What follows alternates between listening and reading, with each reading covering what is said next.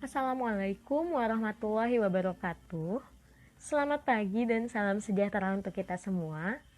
Oke, masih dalam rangka belajar, bekerja, dan beraktivitas dari rumah untuk memutus rantai penyebaran COVID-19. Nah, hari ini kita masih belajar dari rumah, sudah 3 minggu lebih ya. Kita tidak bertatap muka di sekolah, tapi yakin dan percayalah kalau hati kita itu selalu tersambung ya. Oke, hari ini kita masuk di bab baru. Nah, bab baru yang ini lebih gampang dibandingkan dengan bab yang sebelumnya karena memang sudah sangat sering sekali kita temukan di lingkungan kita sehari-hari ya. Jadi Miss harapkan kita memang bisa ikut serius karena kita menyisakan 2 bab lagi, dan Miss harapkan wabah ini tidak menjadi masalah untuk kita karena kita masih tetap bisa belajar dengan baik. Oke? Jadi kita mau belajar mengenai ekosistem pada pertemuan kali ini. Nah, kalau kita lihat dalam pertemuan ini nanti akan ada dalam bab ini nanti akan ada beberapa pertemuan. Nah, pertemuan yang pertama atau hari ini kita akan belajar itu mengenai pengertian, komponen, dan interaksi yang ada di ekosistem. Nah, Miss harus bilang ini materi juga bisa kalian amati sendiri di lingkungan kita sehari-hari. Nah, yang pertama kita mau bicara dulu tentang pengertian dari ekosistem.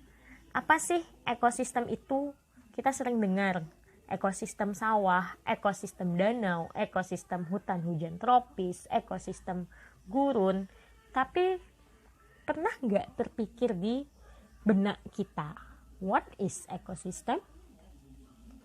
Nah, ekosistem itu adalah komponen biotik dan komponen abiotik yang saling berinteraksi melakukan hubungan timbal balik. Berarti interaksi, segala bentuk interaksi atau hubungan timbal balik yang terjadi antara komponen biotik dan komponen abiotik itu dinamakan dengan ekosistem.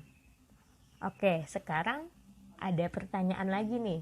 So, what is biotic and what is abiotic? Oke, ini dia. Biotik itu makhluk hidup. Ya, biotik itu makhluk hidup. Kalian bisa lihat contoh makhluk hidup itu kan ada Animalia, Plantae, Protista, fungi, monera atau bakteri itu adalah makhluk hidup. Sedangkan abiotik itu asalnya dari kata a, enggak, biotik hidup, berarti yang enggak hidup. Nah, siapa yang enggak hidup di sini? Yang enggak hidup itulah faktor-faktor lingkungan yang ada di kehidupan kita sehari-hari. Contohnya air, tanah, angin, udara, matahari, ya, avatar. Dan kemudian ada mineral juga, ya. Nah, jadi segala bentuk interaksi yang terjadi antara faktor-faktor abiotik seperti air, tanah, dan lain-lain tadi dengan makhluk hidup itu juga dikenal dengan ekosistem, ya.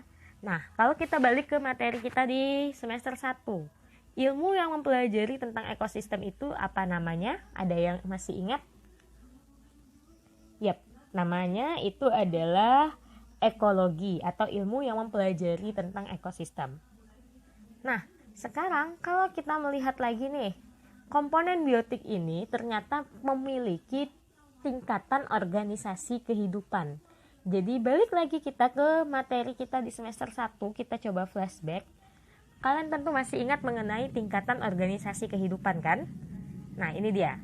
Tingkatan organisasi kehidupan mulai dari yang paling kecil atau yang tingkatan terendah sampai ke tingkatan yang tertinggi. Itu ada molekul, ada sel, ada jaringan, organ, sistem organ, individu, populasi, komunitas, ekosistem, bioma, dan biosfer.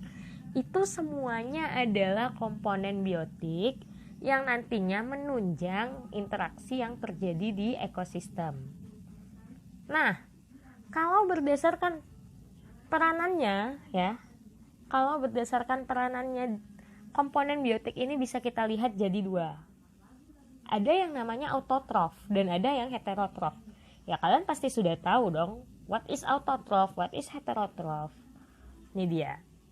Autotroph itu berarti yang punya klorofil, kayak benar. Dan bisa menghasilkan makanan sendiri karena dia bisa melakukan fotosintesis. Siapa sih contoh autotroph? Tumbuhan, kelompok alga atau ganggang, beberapa bakteri itu adalah autotroph. Sedangkan kalau heterotroph berarti kebalikannya. Dia nggak bisa menghasilkan makanan sendiri.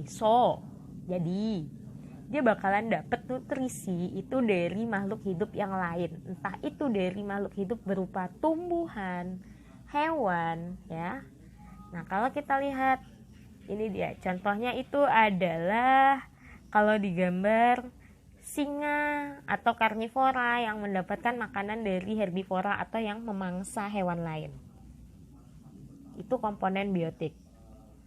Nah, kemudian kalau kita melihat lagi di dalam ekosistem, ya, itu ada yang namanya niche atau relung, ya. Niche atau relung itu apa? Niche atau relung itu adalah peranan atau status komponen biotik di dalam ekosistem.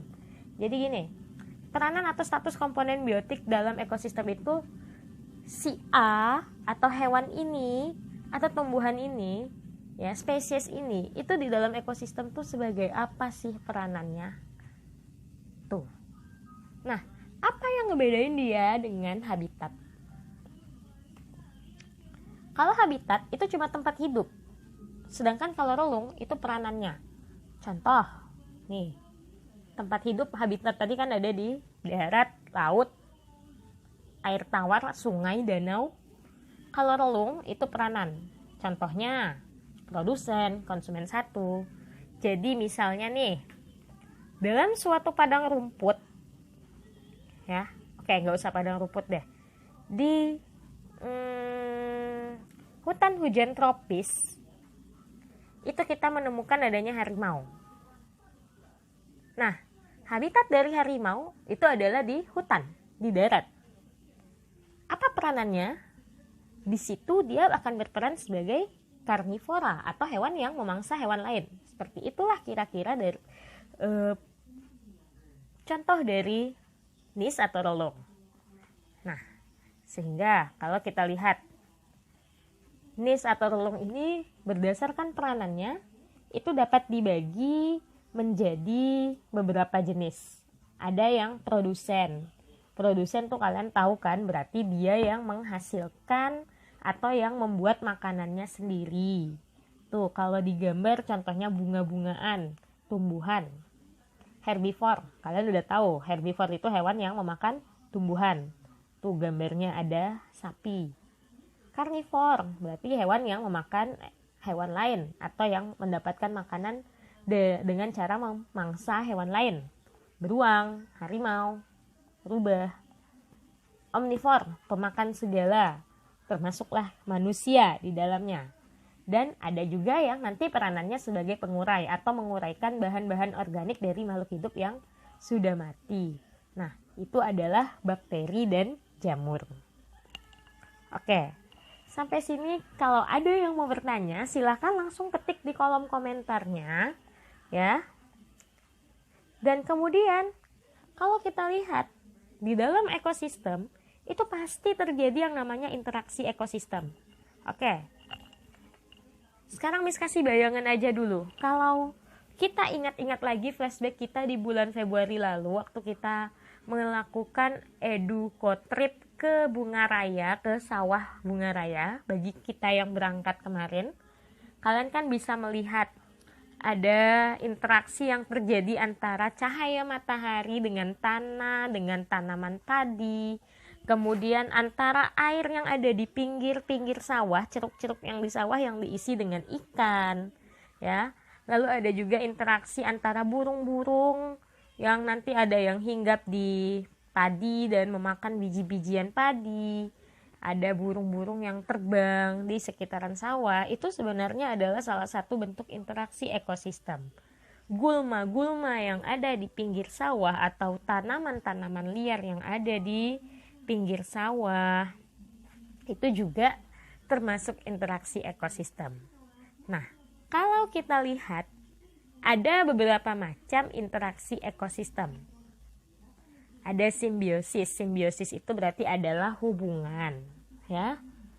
Nah, ada kelompok predasi dan kompetisi. Kita lihat dulu yang simbiosis. Simbiosis ini dibagi jadi 4. Ada yang pertama mutualisme. Mutual, kalian udah tahu, berarti kalau mutual itu kedua-duanya untung. Contohnya adalah lebah, ya, atau kupu-kupu dan bunga. Bunga dibantu penyerbukannya oleh kupu-kupu. Kupu-kupu akan mendapatkan nektar atau lebah akan mendapatkan nektar atau sumber makanan. Jadi kedua-duanya sama-sama untung. Kemudian ada simbiosis parasitisme. Kalau parasitisme, satu untung, satu rugi. Contohnya benalu dan inangnya. Itu kalau digambar kalian lihat yang kuning-kuning kayak mie itu adalah tali putri, ya. Itu merupakan benalu. Nah, benalu ini nggak punya klorofil, jadi dia akan mendapatkan makanan dengan cara menghisap makanan dari inangnya. Jadi ngerugiin. Makanya kita sebagai manusia itu jangan jadi benalu deh, gitu kan. Kadang-kadang kita dengar istilah kayak gitu. Kemudian ada simbiosis komensalisme. Kalau komensalisme, satu tuh diuntungkan, ya, dan satu lagi itu netral, nggak diuntungkan dan nggak dirugikan. Contohnya itu adalah ikan remora, ya, ikan remora yang berlindung di bawah badannya hiu. Jadi ikan remora itu ikan kecil yang berlindung di bawah badannya ikan hiu, di mana ikan hiu di sini dia nggak akan dapat keuntungan apa-apa. Tapi remora itu bakalan dapat keuntungan, di mana dia akan terhindar dari yang namanya pemangsa karena tertutupi oleh badan si hiu. Terus amensalisme. Kalau amensalisme, ya, itu yang satu dirugikan. Sedangkan spesies yang satu lagi itu enggak rugi, enggak untung. Jadi satu netral, satu rugi. Contoh, kalau kita lihat di pinggir-pinggir sawah, itu banyak gulma atau tumbuhan-tumbuhan liar atau rumputan. Nah, gulma ini kan tumbuhnya cukup cepat dan bisa menghalangi cahaya matahari untuk masuk ke dalam tanaman padi. Dia akan mengganggu tanaman padi. Tapi pertumbuhan gulma ini dengan adanya gulma yang menghalangi cahaya matahari masuk ke padi, itu nggak mempengaruhi pertumbuhan gulma. Gulmanya netral-netral aja, santai-santai wae. Makanya dia dikatakan satu rugi, satu untung, dan satu lagi nggak rugi. Tuh. Satu rugi dan satu lagi netral. Tuh dia. Kemudian ada predasi. Nah, kalau predasi itu memangsa, kita tahu. Contohnya kucing mangsa tikus, ya. Kemudian ular yang makan ayam. Kemudian di sini singa yang makan zebra, tuh dia, ya. Dan ada yang terakhir kompetisi. Kompetisi itu persaingan. Jadi persaingan itu dibedain jadi 2. Oke, ada yang namanya intraspesies. Intraspesies itu yang terjadi dalam satu spesies. Contohnya persaingan antara harimau A dengan harimau B, ya. Jadi atau persaingan antara kambing A dengan kambing B. Nah, biasanya apa yang diperebutkan? Yang diperebutkan itu adalah pasangan. Itu dia. Kemudian yang kedua adalah kompetisi interspesies. Kalau interspesies itu terjadi pada spesies yang berbeda. Contohnya nih kalau digambar harimau dan beruang, singa dan beruang, seperti itu. Ya, ular dan buaya misalnya.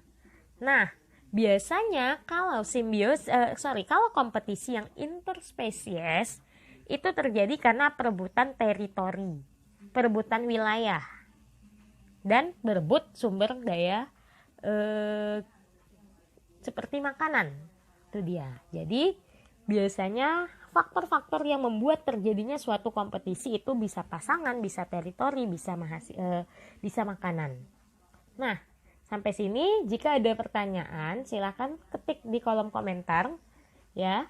Kemudian silakan dikerjakan LKPD-nya dan nanti di bagian Setelah kalian mengerjakan LKPD, itu silahkan kalian kaitkan kira-kira. Kita semua tahu kalau sekarang kita sedang berada dalam masa pandemi corona. Nah, ada nggak kaitan antara perubahan ekosistem ini ya dengan mewabahnya penyakit-penyakit yang belakangan muncul? Nah, jika ada, coba kalian buat. Kenapa sih ekosistem yang bagaimana? Seperti itu. Yang membuat itu akan mendapat tambahan nilai. Ya. Oke, sekian dari Miss. Terima kasih. Selamat pagi. Assalamualaikum warahmatullahi wabarakatuh. Assalamualaikum warahmatullahi wabarakatuh. Selamat pagi dan salam sejahtera untuk kita semua. Oke, masih dalam rangka belajar, bekerja, dan beraktivitas dari rumah untuk memutus rantai penyebaran COVID-19. Nah, hari ini kita masih belajar dari rumah sudah 3 minggu lebih ya.